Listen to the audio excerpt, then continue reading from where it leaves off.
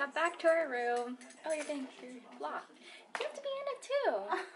I'm just kidding, you don't have to. We got back from the Harry Potter tour.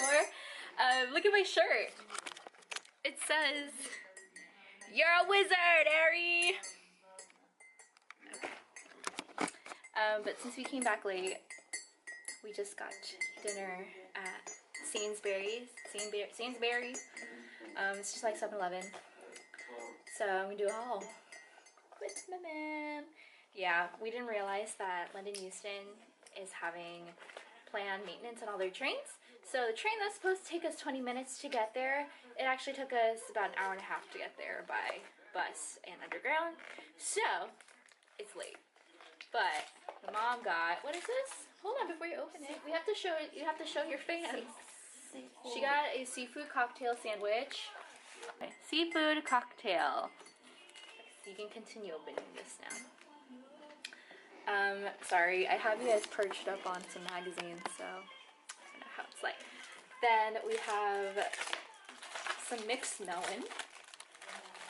You know, this doesn't look like honeydew. Is it honeydew? I think it's something else, but yeah.